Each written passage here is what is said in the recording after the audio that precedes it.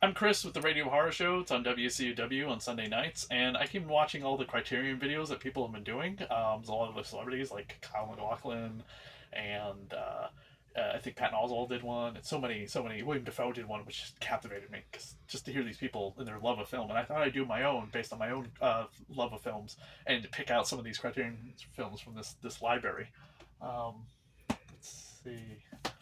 Cat People, an amazing Criterion film. This one's on DVD. I just happened to get it on sale.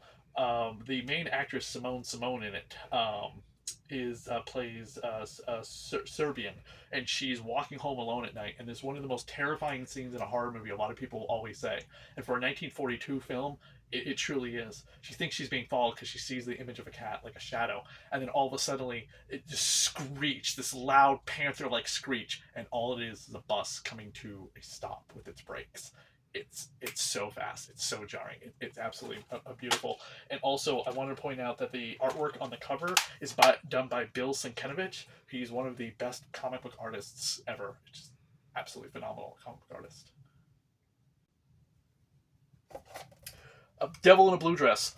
Probably the first film I ever saw with Denzel Washington in it. I didn't know who Denzel Washington was before I saw this movie. I was 15 years old, saw it in a movie theater, and it absolutely made me also fall in love with like noir detective stories. He is not quite a detective in this, and I always hope there would be a sequel because it kind of ends on a way that makes you think that he's going to start his own private investigation business.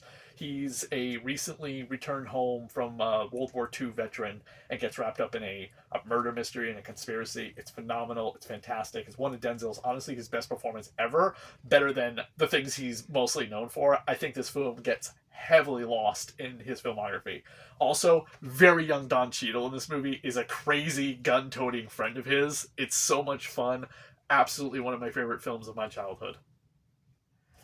Um, Ooh, Videodrome. I saw this once at the Ralph's Rock Diner in Worcester, Massachusetts. I was shocked what I saw. This is the ultimate body horror film. I believe, of course, this is directed by David Cronenberg for The Fly, so you know his Kryptos stuff. I think he's got the Shrouds coming up soon. This film really messed me up in the head. Some great bonus features on here, and I absolutely do love the casing of the film. Is like a VHS tape. It's pretty awesome.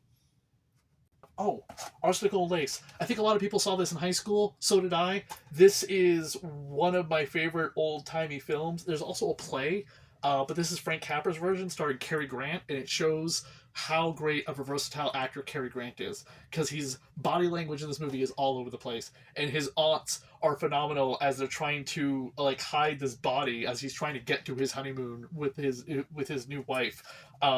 One of his best performance ever. It's absolutely phenomenal. There's always a joke in here, of course, about the actor who played Frankenstein. There's a Teddy Roosevelt kind of crazy person in here, a Boris Karloff who played Frankenstein. One of the best Cary Grant films ever. One my son would absolutely love.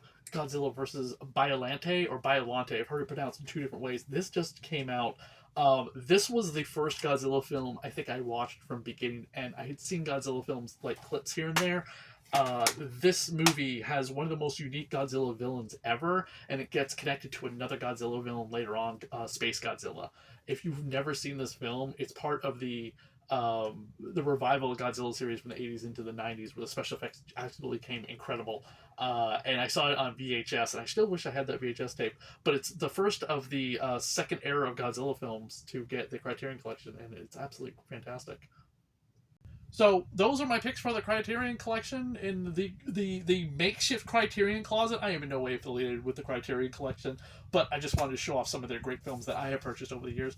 Please like, subscribe, comment on this video, and listen to the Radio Horror Show and the other videos here with my interviews on the Radio Horror YouTube channel. Thank you, everyone.